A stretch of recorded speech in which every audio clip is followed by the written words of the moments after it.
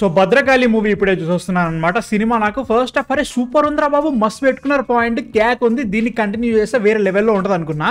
Second half గుడి picture లిటరల్గా ఎట్టో వెళ్ళిపోయింది సినిమా. ఫస్ట్ అసలు సినిమా పాయింట్ ఏంట్రా అంటే మాత్రం మన హీరో సెక్రటేరియట్లో ఒక బ్రోకర్ అనమాట. సెక్రటేరియట్లో ఏ పని జరగాలన్నా, ఎవరికి ఏది కావాలన్నా, ఎవరి దగ్గర నుంచి ఏ పని చేపించుకోవాలన్నా అన్నీ హీరో చేతుల మీదుగానే జరుగుతూ ఉంటాయి. తన ఇన్ఫ్లుయెన్స్ తోటి ఎంత బాగా పనులు చేయించుకుంటాడు అనేది జనరల్ పాయింట్ అన్నట్టు. ఫస్ట్ హాఫ్ అంతా ఇదే జరుగుతూ ఉంటుంది.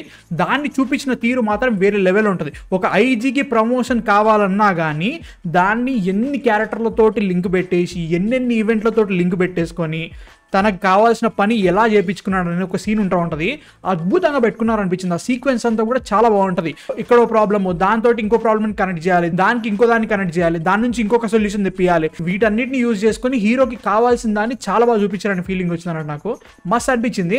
అక్కడ నుంచి సినిమా వెళ్ళే తీరు కూడా మస్త్ అనిపించింది అనమాట. సెటప్ కానీ, విలన్ ఎవరు, ప్రాబ్లం ఏంటి, హీరో ఏం చేస్తున్నాడు, చాలా బాగుంది అనిపించింది అనమాట ఫస్ట్ హాఫ్ అంతా. ఇంటర్వెల్కి వచ్చేసరికి ఒక పెద్ద షాక్ ఇచ్చారు. ఓకే, ఇంత పెద్ద పని చేసినాడు ఆ హీరో అనే ఫీలింగ్ క్రియేట్ చేశారు. ప్రాబ్లమ్స్ కూడా చాలా బాగా పెట్టుకున్నారు. ఆ ప్రాబ్లమ్స్ తోటి ఎలివేషన్స్ కూడా చాలా బాగా ఇచ్చారు అనే ఫీలింగ్ వచ్చింది.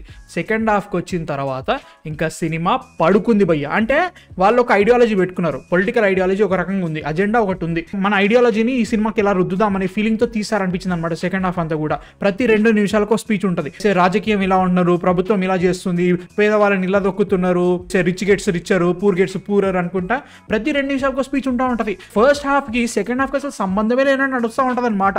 అక్కడ జరిగే పాయింట్ కి, ఇక్కడ పెట్టే సిచ్యువేషన్స్ కి చూస్తుంటే ఒరే ఏం చేస్తున్నారా, బ్రెయిన్ ఏమైనా ఉందా అనే ఫీలింగ్ వచ్చింది అన్నట్టు. పొలిటికల్ ఐడియాలజీ ఉండొచ్చు, అజెండా ఉండొచ్చు, దాని తగ్గట్టుగా మీరు సినిమా కూడా తీయొచ్చు, no problem for me. But ideology and also agenda ఏదైతే ఉందో నువ్వు సినిమాలో సరిగా చూపిస్తే ఓకే. అబ్రప్ట్ గా వస్తుంది, ఒక ఫ్లాష్ బ్యాక్ పెట్టుకుంటారు, ఆ ఫ్లాష్ బ్యాక్ ఏదో నడుస్తూ ఉంటది. తాత మనవాడు క్యారెక్టర్ ముఖ్యంగా ఎమోషనల్ ఏ రకంగా కనెక్ట్ కాలేదు.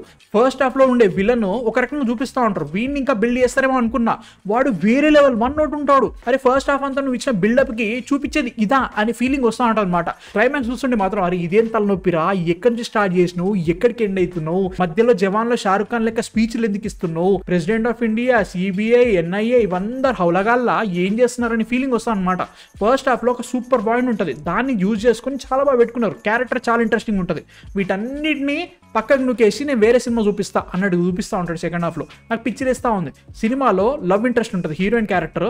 ఆ ఉండడానికి పాయింట్ ఏమైనా ఉందా అంటే లేదు. బట్ అలా అని చెప్పేసి ఆ ఉండడం వల్ల సినిమాకి ఏమన్నా ప్రాబ్లం అయిందంటే అది కూడా లేదు. అట్లాంటప్పుడు ఎందుకున్నామే, ఏ రకంగా యూజ్ కాలేదు. ఆ ఉండడం వల్ల స్టేక్ ఏమైనా క్రియేట్ అయిందా, ఏమీ కాలేదు, ఎందుకున్నావు అక్క అని ఫీలింగ్ వస్తూ ఉంటుంది అన్నట్టు. బట్ ఓవరాల్ గా ఫస్ట్ హాఫ్ చాలా బాగా అనిపించింది. అరే సూపర్ సెటప్ పెట్టుకున్నాడు, క్యారెక్టర్ చాలా బాగా సెట్ అయింది, ఆ ప్రాబ్లం కూడా చాలా ఇంట్రెస్టింగ్ ప్రాబ్లం ఉంటుంది.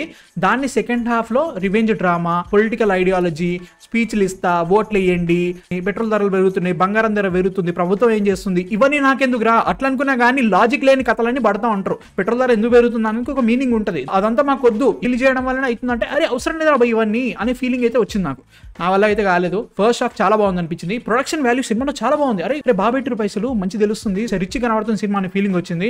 ఎడిటింగ్ ఎవరు చేసిరో భయ్యా, అన్నవసరంగా జప్ అని జూమ్లు ఎందుకు కొడుతున్నావు, చిన్న చిన్న జూమ్లు, నాకు అర్థమే కావట్లేదు. ఆ కట్లు కూడా ఏదో యూట్యూబ్ వీడియో కట్స్ లెక్క ఉంటాయి. నేను ఇప్పుడు చేస్తా యూట్యూబ్ ఛానల్లో అలా చేస్తున్నట్టు అనిపిస్తూ ఉంటుంది అన్నట్టు. మ్యూజిక్ బాగుంది అనిపించింది, బ్యాక్గ్రౌండ్ మ్యూజిక్. పాటలు బొక్క అస్సలు నచ్చలేదు. పర్ఫార్మెన్స్ అయితే మాత్రం విజయ్ ఆంటనీ సేమ్ ఎక్స్ప్రెషన్స్ ఇస్తున్నట్టు అనిపించింది అనమాట. మార్గన్ లో అలానే అనిపించింది, ఈ సినిమాలో అలా అనిపించింది. విలన్ అయితే మాత్రం 1 నోట్, కొత్త పర్ఫార్మెన్స్ ఏవి అంత వాంచి అనిపించలేదు. ఓవరాల్ గా భద్రకాళి సూపర్ గా స్టార్ట్ అయ్యి బొక్కల ఎండ్ అయిన సినిమా. నాకైతే మాత్రం ఏంట్రా ఇది అని ఫీలింగ్ వచ్చింది. మీరు చూస్తారా భద్రకాళి? చూడాలనుకున్నా కింద కామెంట్స్ లో చెప్పండి.